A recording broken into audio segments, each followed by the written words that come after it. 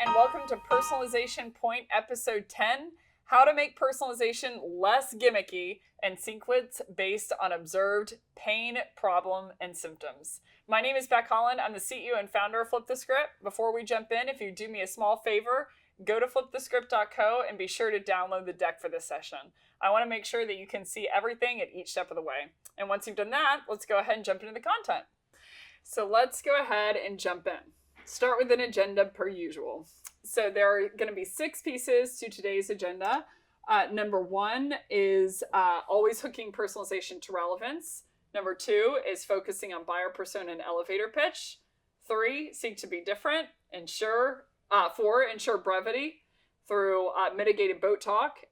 5, consider your breath point. And 6, think about bridge bounds. So let's start with number 1.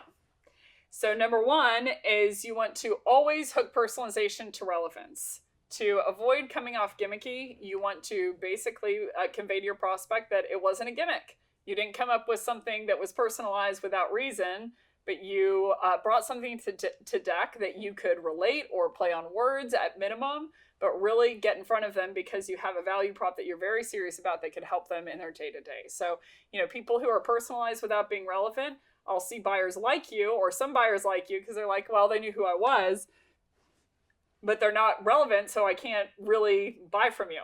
People who are relevant without personalization, you're going to get some deals, but you're not going to be very different. So I would always say when I'm picking out personalization, a personalized premise, I'm always thinking through, how can I relate this? How can I hook this? How can I tie this in what they do in their day-to-day so I can make sure to stick the landing in the CTA and get the meeting? So in review, personalization versus relevance. Personalization is going to be anything that's one-to-one is defined, someone's individual requirements. There are 5 different buckets for personalization. You're probably getting sick of me talking about this if you've watched all these videos in tandem. But self-authored content, any kind of content your prospect authored themselves, posts, webinars, or articles that they wrote. Number 2 is engaged content that they engage with but didn't author themselves. Number 3, self-identified traits. So this is company line, profile line, and headline. Number 4 is going to be junk drawer. So this is anything non-really business related about your prospect that you can then hook to relevant. So personal interests, hobbies, schools attended, etc. And number 5, this is going to be company level data. So blogs, posts, website. This is arguably the only bucket of personalization that's arguably, it's a mix. It's not a liquid, it's not a solid, it's a gel. Right? So company, it can be segmented to several people, in terms of this is relevant to everyone within that company. But the reason I put it in the personalization bucket is how we deploy it is, or how I've deployed in the past is basically going to the website and saying like, okay, this is the language that's specific to this company in specific, not the industry vertical at large. So it kind of makes it a little bit of a gel. And then relevance is going to be anything that's one-to-many. So demographic, firmographic, or technographic. For demographic, you're segmenting people on buyer persona. For firmographic, you're segmenting people based off of industry vertical. And then technographic based on their tech stack. But basically, you always want to think of, for instance, how does this self-authored piece of content hook into what is relevant to them in terms of buyer persona? The 3 ways to hook personalization to relevance is there are 2 case scenarios. Number 1, you have the prospect's actual words to hook on. And number 2, where you're hooking on concept, but you don't have their actual words. So in case number 1, I'm not going to spend too long here, but I basically start the statement with, what if you could, imagine if you could, and I have an idea on how you could. And I spend the statement going into 3 different sections. Basically, the first section, I'm tying 2 to 3 words from the excerpt into the first section. The third section of the sentence, I'm saying, and blank as a result, and saying the one thing they care about. Usually it's what they're metriced on. And then the second part, I am stating the leading indicator that drives that business impact, one thing that they care about. So it'd be, reason for my outreach is I saw this article on LinkedIn that you wrote that was amazing. Especially love the line where you said results come down to how personalized you are. What if you can ensure your reps were personalized over at Okta? getting higher open rates in the meantime for their emails, and driving more booked meetings as a result. So that's just an example on the fly, but essentially you can start that sentence in these 3 ways. This does not mean this is an exhaustive list. These are just some of the ideas that my team have used to be successful. And this is for the first prospecting email. I also do hooking in email 3 and 4. I have 5 emails in my sequence, and they all look a little bit different. So if you want to see the language really finitely, go to go.reggie.io, and you can actually buy, quote unquote, the flip the script sequences with tutorials where I show you how to really nail it. The second concept is when you aren't hooking on someone's actual words. So for instance, in buckets, in the personalized buckets for buckets 1 or buckets 2 or 3, we had content. We had their article, or we had their engaged content, or we had their profile line or headline. So we had actual words to hook into. Whereas, for instance, in the junk drawer, if it's they attended a school or they played basketball for Stanford, we don't actually have words. So how do we hook in that instance? So if we don't have actual words, you're going to do a 2-step process. Number 1, I would lead with what I call step number 1 is laying the grip. So what do I mean by that? When someone is rock climbing, essentially how big or how frequent the grips are in front of them on the wall dictates the level of difficulty of climbing that wall. So the smaller the grip, the smaller the likelihood that they can get up the wall, and the higher the difficulty. So the bigger the grip, it really helps someone ease into a situation. So step number 1, you want to lay a grip in front of you, and essentially you want to, quote unquote, put words in the prospect's mouth, but you want to lead with an assumption saying, I'd imagine that, or correct me if I'm wrong. Because really, if you tell someone about their world and you haven't been in their world, and even if you have been in their world and you talk about how you play basketball, then all of a sudden it's about you and not your prospect. So I wouldn't even suggest doing that then, even if you have done the thing. I'd say, imagine that, I'd imagine that, or correct me if I'm wrong. And I would say blank comes down to blank. So the reason for my outreach is I was going through your profile and noticed that you are a D1 starting lineup basketball player at Stanford. I'd imagine that being as successful as you were in basketball, it came down to repetition, focusing on quality, and mirroring what you were doing well and taking out what you were doing wrong through film review. So the great thing about step number 1 is essentially you can lay the grip wherever you want. There are no real rules. So the great thing is you can really throw yourself a layup, easy layup, because you can lay the grip in whatever direction that you want to go to. So step number 1, I would put a precursor line with, I'd imagine that, or correct me if I'm wrong. And I would lay the flooring there. And then step number 2, I would do just like I did in the previous step of what if I could, imagine if you could, I have an idea how you could. So in this example, it would be, I noticed that you were part of the starting lineup at Stanford basketball. Correct me if I'm wrong, but, I'd imagine that being that successful on the court came down to, identifying what your strengths were, doubling down there, and then identifying your weaknesses and improving them through film review. What if you could have the game tape, of what your reps were doing over at Okta, where they could amplify their quality and where they could enhance where they were struggling by giving them film review of their cold calls. So that's just an example, but essentially you get it. When it comes to not being gimmicky and not being silly and, making sure that you are always hyper relevant or that you're always hyper meaningful to someone, it comes down to how relevant are you. The number two way to make sure that you're not gimmicky and that you're always focusing on problem, pain, and symptom is always focus on their buyer persona relevance and industry relevance in your elevator pitch. So within the elevator pitch, a lot of times, people will say a blanket elevator pitch of these are the top 3 things that we do.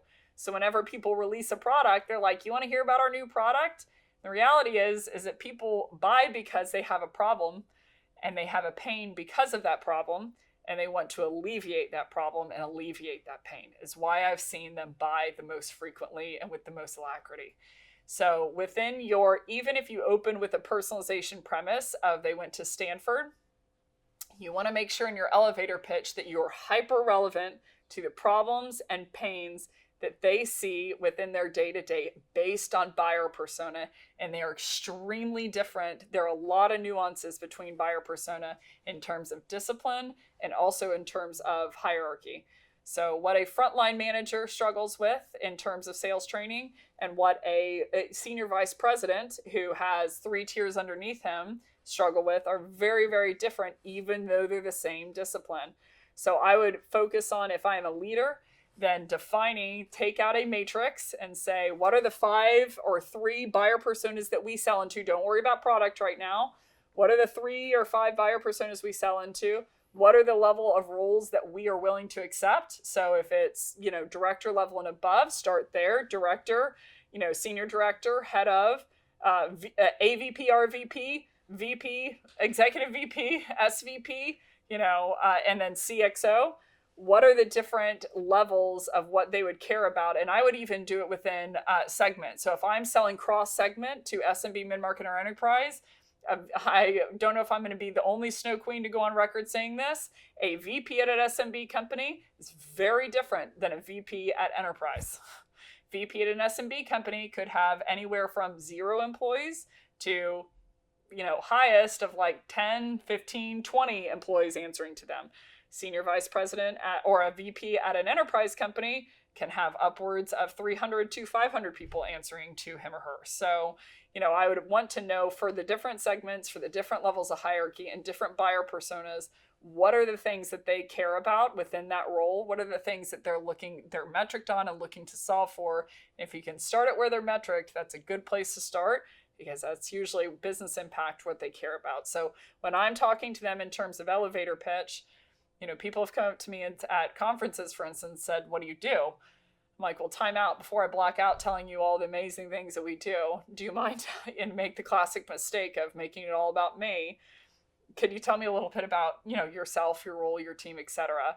And usually the response is very, very, friendly, and they'll tell me, a little bit about their role, etc. So in terms of buyer persona and in terms of industry relevance, if you want to be seen as a peer, even if you're young, then you need to start speaking with them like you're a peer. Not only in terms of your authority is usually what's gone to the most often, but I'd say your expertise. You need to study. You need to understand them. You need to understand what they run into in their day-to-day. So when you get that 30 seconds, when you're in the actual elevator and they hit floor 8, you're going to use that time wisely, because you're going to know how to speak to them because you've done your homework. So the quickest way, to earn rapport with your buyer is not to scream at them that they need to give you rapport even though you're young. It's to study, learn their world. And so when you do get that 30 seconds, when you do get in that elevator, it's an elevator that they don't forget. Number 3, seek to be different, not silly. If you don't want to be seen as a gimmick, then you always need to be different. Coco Chanel said once, to be irreplaceable, one must always be different. Coco Chanel, one of the most famous, fashion titans of not my lifetime, but famous fashion titans, was always different down the runway. Very, very different, but wasn't dressed like a clown. So they're very, very, they become the same concept in people's minds, but they're very, very different from one another. So I'd always seek to say something that hasn't been said before and that's very high quality. But I wouldn't clown around with my prospect very much. I mean, this might be a personal thing, but especially the higher up the chain you go, you got a little bit of window where they're willing to accept it. But you have someone who the one thing that they don't have enough of, bar none, regardless of buyer persona, is time. So you want to be, very, very buttoned up in how you use their time, and use their time extremely wisely. Number 4, how to not be gimmicky, is ensure brevity through mitigated boat chat. So what do I mean about boat chat? Boat chat is essentially When you, back in the 60s, back in the 70s, 80s, and even into the 90s, and even into the early 2000s, people would tell you that you need to sell by walking into someone's office and shaking their hand and looking them in the eye and say, yes, sir, yes, ma'am, and having the buttoned up suit and looking at the one picture in the background. And there's always a boat with them and their family. And they'd say, you quote unquote build rapport by sitting down with the person and essentially talking about the boat. Oh, how's the boat? Oh, is that your little daughter, Cindy? Oh my gosh, she's so adorable. And let's talk about, how often have you been on the boat? And, oh, I'm a wind sailor myself, Jim, and on and on and on. In this day and age, in 2020, thank God, people have had enough of the boat chat. So it was interesting. I was studying a methodology at one point that says that you should build rapport. Step number 1 was build rapport. And this was how you build rapport, is by talking about their non-business interests. And I would say in some case scenarios, people don't like you to talk about their non-business interests. That's my case scenario. I don't want you to necessarily talk about that. And even if they do, if they're okay with that, they want you to get to the point. So again, you're talking to a decision maker. You're talking to someone who not only, number 1, if you are talking about the boat, guess who else is talking about the boat? You and every single other rep who has walked into that office. So I'd say, number 1, they've had enough of talking about the boat. But number 2, you're talking to a decision maker who does not have time. There's no way they would jump on a call if they didn't think there was something that they could alleviate, or they had to be on the call. So senior vice presidents are master delegators. That's part of how they got there, is by disinvolving themselves from the things they didn't need to be involved in. So if they think they need to be involved in a call, it is for a very finite reason. So I would use their time wisely. I was on the phone the other day with probably a 6,000 or 7,000 person company, and it was striking. It was the CMO that was on the call. So I look at this person's background. I'm like, holy cow, this person is the bee's knees. So I jump on the call and I'm like, I spit a little background, and I could tell that this person, I brought up a boat chat topic of like, hey, I saw this on your background. And the person smiled and they said, yeah, that's really interesting. And I could tell after that one sentence, they were like, so are we going to do this? Or like, what are we going to do?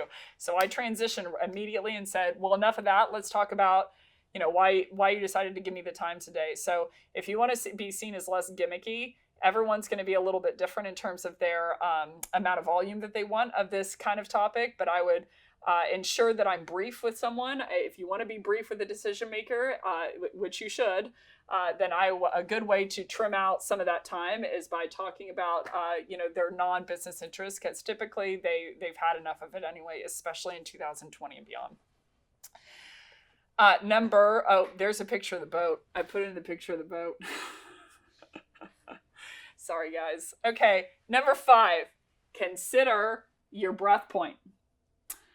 So the breath point, very briefly, is whenever I'm from Texas, and one of my favorite foods is key lime cheesecake from the Cheesecake Factory. And every single time that I'm eating that cheesecake, I hit a breath point where I take in a breath, and I either decide to keep eating it, or I decide that I'm satiated and I've had enough. And that point is going to be different for every single food that I eat, and depend on how much I've had to eat that day, how hungry I am. So what does that have to do with sales? Your breath point, the point in the conversation where your prospects want to move on and change topics, is going to vary for each person. Some people like you to get right into it. Some people actually want a little bit of the boat chat. And if you don't, engage with them in the boat chat, then they're going to be like, well, that person was a little bit rude. There's a lot of different variables that go into this. Their buyer persona, their geography. Coming from Texas, people like more boat chat. Going to somewhere like New York, which I've been very often, people like less of the boat chat.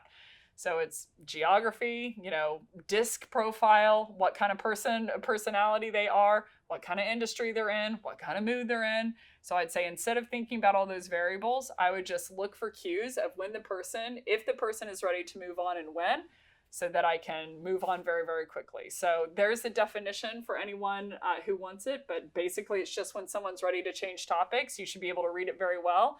It's kind of that point in the conversation when you're on the phone where they're like, well, it was so nice talking to you. And they're saying that as a cue of like, let's speed it up and let's get on with this. How you can use it. If you go to Silver Bullet Central, I go in much more deeply into the topic, but here's a couple of examples of, when you're going to asking too many discovery questions, when you are in the middle of your value prop and you've been going on too long, or in any conversation. Here's a couple of examples of how you can do it. I hope that you downloaded the deck so you can see a couple more of these. But, just a couple tips here of, you've been going on a little bit too long and you go, well, that's enough of that. Let's talk about X, and you can change the conversation. Or at any rate, talk to me about blank, or tell me about blank. Or discovery questions, I'd say, one more discovery question, brutal discovery question, and then I'll stop barraging you with the discovery, but blank, and you ask the one question and then you transition out of it. The sixth way and final way to essentially avoid being gimmicky and talk about something that's really heavy hitting within personalization is using bridge bound. So bridge bound based on symptoms, problems, and pain. If you want to know more about this, it's actually probably my favorite topic to talk about, tied with KPI systems. It's an even tie. But if you go to Personalization Point episode 1, I go into all the things that bridge bound is. This is just one of the categories.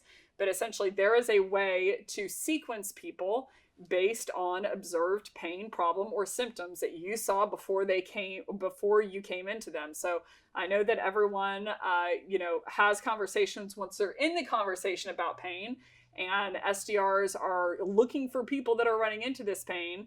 But this is a way to sequence people before you even talk to them, based on you have a belief that they do have a pain or a symptom or a problem based on a couple of different variables. I go into it much more deeply in episode 1 of Personalization Point. So if you want to go there, it's a little bit later in the session. But essentially, there are 9 different scenarios where I'm doing this, and I'll briefly go through them. Number 1, you can do a play of people who have left negative reviews of your competitor. So if I go to G2, which is a third-party review vendor, and I say like, okay, I want to find people who have left, negative reviews of sales trainers because number 1, they had the problem or pain that they wanted to buy a sales trainer to alleviate something. I don't know what that is necessarily, but they had that problem. And number 2, they have the pain point of they tried to do it with another vendor and it did not work. So this is a great sequence that you can sequence people based off of. Number 2, churn customers of your competitors. Again, it's going to be dependent on every single industry, but if you're selling B2B SaaS, then you can go through a vendor like DataFox or like G2 Track, and you can understand for people who are using my competitor or have it integrated, those are places where you can see tech stack. I want to sequence all of the people who disintegrated my competitor's piece of tech. So they didn't have to tell me that they're using my competitor, but now all of a sudden they don't have the SDK integrated. So I can go ahead and assume that they had initially or at some point some pain that they wanted or problem that they wanted to solve with a tool just like mine. And so if they are a churned customer, it's probably because they're not that happy, or, there are a couple variables of like they're going out of business or, no budget, etc.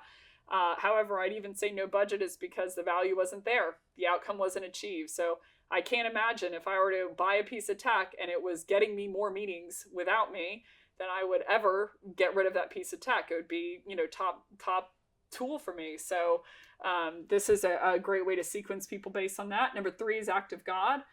This is a type of sequence. Act of God is there has been a third-party variable that has drastically changed the need for my product. So great example is during the pandemic, all of a sudden, all selling teams had to pivot to how to sell remotely. So the statistic is that it has fast forwarded the digital revolution, 7 years for companies, because now all of a sudden they were banging door to door and they have to go remote selling. So how do they really do that? So Act of God sequence is all of a sudden through something like the pandemic. Hopefully we don't have another one of them. But something like that essentially changed the buying environment. So I want to sequence people based on the knowledge that they probably now need Zoom. The last 6 here are essentially bracketed into 3 different sequences, but essentially you have business impact, lagging indicators, and variables. These are outputs, midputs, and inputs.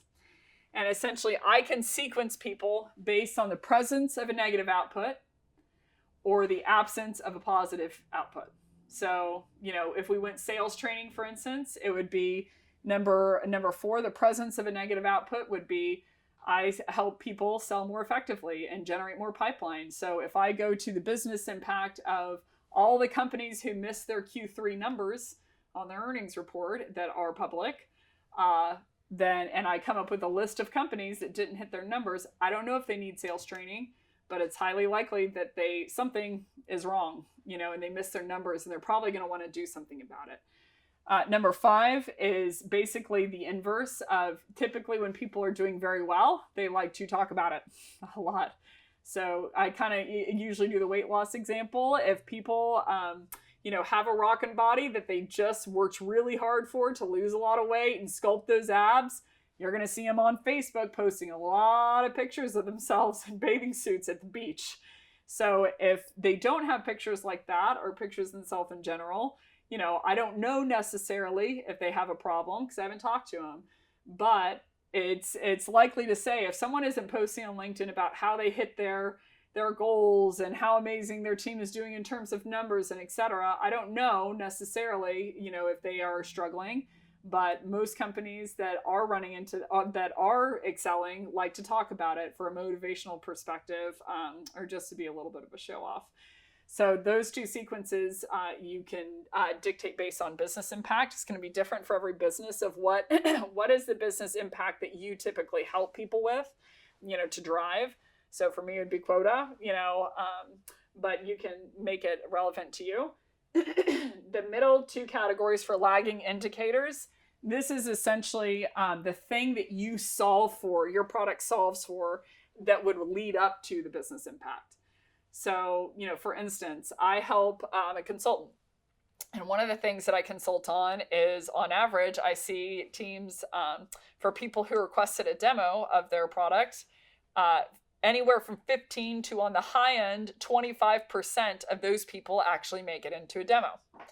So let's assume for a second that 35% of these people were unqualified that requested a demo. So I still have a delta of 40 at minimum, 50% at maximum of people who we paid the money for marketing to get interested in us, and they came to the website and they requested a demo, and because of process, they didn't make it into a demo even though they were qualified. So something I could do as a lagging indicator is I could go to the website and request a demo, and if it takes longer than 3 weeks to get that demo, or longer than 3 days, really, when people have money in hand, they're ready to buy. Then I would say, I don't know if this company is churning users during the demo request process, but based on what I've seen, I would assume they actually are, because if their mindset is anything like mine was in the buying process, then essentially I would assume that they're losing some users. So 6 is presence of a negative midput, which is a lagging indicator. So I would test your prospective companies as much as you can based off of whatever lagging indicator variable that you solve for. And then absence of a positive midput. So if I requested a demo, and I made it into a demo in 3 to 4 days, but the process was super muddy. I didn't feel super informed. I felt like I had to answer a ton of BANT questions to the SDR. I felt kind of bummed when that was a qualifying call and I didn't get a demo. And then I had to repeat the same questions or answers to the AE when I was on the line, so there was zero value. So, it's not necessarily a negative midput of I did make it into the demo, but I'm kind of pissed. So there's an absence of a positive midput. So, same kind of flip side of the moderate coin, but it's based off of the lagging indicator. So essentially, this is the technical problem that you solve for, as Keenan of Gap Selling would put it. And this is the business impact of what you would solve for that would come as a result of you solving this lagging indicator. And then sequence 8 and 9 is presence of a negative input or absence of a positive input. So great example for the weight loss would be in sequence 8, I see a lot of Oreos in the person's house. So I'm not saying that they necessarily have a nutritional problem, but all I see is Oreos. So I'm guessing if that's what the input is, then there might be some nutritional balance that we need to solve for. And then number 9 would be the absence of a positive input. So I go to their fridge and I don't see any vegetables. I don't see anything at all. So I don't know what they're eating, but they're eating something. So they're probably going out to eat, which is not that healthy. So they might have some level of nutritional balance, at least problems that I could solve for. So in the sales world, this would be, a presence of a negative input or absence of a positive input, or presence of a negative input would be they've hired 25 people. They grew really fast. They only have one leader with 25 direct reports, no sales enablement, no tools, no ops. I don't know if they have problems, but I'm assuming there's no unearthly way that someone could train and ramp and get people lethal in terms of selling within that short a period of time. So they're probably drowning. So I would guess based on these inputs of again, I don't know, and I'd have to confirm that on the call. But in this case scenario, that's what you're doing on the call, is you're confirming that this data is correct and that the story is correct, as opposed to hunting for this narrative on the call. So this is a way to beforehand, and I wouldn't necessarily mention this in the pitch of hey, notice that you choked on your Q3 numbers. Want to talk? Because I can help with that. But it's a really great way to get in front of someone of right place, right time. I work with VPs of sales who, et cetera, et cetera. And so, you're getting in front of someone who has a genuine need for your product, and you knew that because you sequenced them beforehand, based on data. And then the last one is bridge-bound based on an educated guess that they're in market. So this is the second category of bridge-bound. There are 2 different buckets of bridge-bound. One that spikes the likelihood that they'll take a meeting. One that spikes the likelihood that they will ultimately buy your product. There are 2 categories underneath each one of those buckets. And so these are both the buckets that will increase the likelihood that they will buy your product. So we have bridge-bound based on pain, symptoms, problems, and this is bridge-bound based on an educated guess that they are in market. So there's 5 different sequences for this. Number 1, a channel play. So they bought an adjacent vendor that would require typically a purchase of you as well. So this is in a channel play in terms of, I have an agreement with this vendor. This is a channel play in terms of, let's pretend that I am, a data platform, and I'm adjacent to a sales engagement platform. So like Outreach. So I'd say anyone who bought Outreach, essentially it's a way to navigate the buyer's journey and set the buyer journey and generate more pipeline. But they can't generate that pipeline if they have no phone numbers and prospects. So they need me. So if they have integrated Outreach, I want to sequence everyone from a DataFox and Crunchbase and data perspective. Anyone who's bought Outreach or integrated that SDK, I want to kick them into a sequence, because if they have just bought Outreach, high likelihood that they need to fill that with something. So if I were a data vendor, I would do that. Number 2, evaluating a competitor. This is the only one that I would say that it's impossible to automate. You can't figure this out when they're evaluating a competitor. This is more word of mouth, but I would put them into some kind of sequence. You can set the playbook and the expectation for your reps, so that they don't forget to follow up with people. You really know the buyer's journey so that they can keep all these plates spinning in tandem. And then 3, 4, and 5 are firmographic triggers, but basically an educated guess that they're in market based on IPO. They just IPO'd, so they probably are looking to lean a little bit and then grow out. And now their dirty laundry and their clean laundry and dirty laundry is aired in public because they're a public company. So that comes with a certain amount of, litany of different problems. Litany of different new challenges, so that I could hypothetically solve with my product. So you can pipe through anyone who has just IPO'd, pipe through anyone who just received company funding. So they might be in market because they now have the dough to spend, so they got to spend it on something. So why wouldn't it be me? And then the 5th one that's a firmographic trigger is hypergrowth. So you can dictate what hypergrowth means to you. Maybe it's they hired 50 sales employees, over the last, month or so. And so all of a sudden, I think that they probably need a way to structure the level of, selling process, get some level of methodology. So I want to sequence everyone who, is hitting 50 sales ploys in a month from a data perspective, pipe them through to a sequence, and then get in front of them and give my best pitch of who I typically work with. I work with very fast expanding teams who are looking to systematize pipeline, really keep the engine running at 90 miles per hour, but also make sure that the engine's being taken care of and that the engine is an engine that's going to last for my team from a scalability perspective. So it's just an example, but basically these 5 sequences all will give you an educated guess that that person's in market. So it's a higher likelihood that they could buy your tool.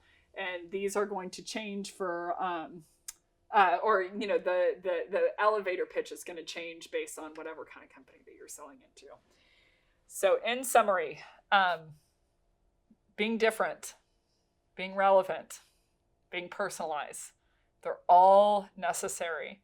So I would always position to people that you should know who you're talking to, and that level of research will go a long way, and that is through personalization. But you want to sidestep some of the landmines of coming off gimmicky, coming off like you shouldn't be in the room because you're the person that's dancing and being a little bit silly, but really holding the core tenets of, I'm going to get in front of you and say something that's different, that's something that you'll never forget, which I do believe that we have the opportunity to do. So it all comes down to how you do it.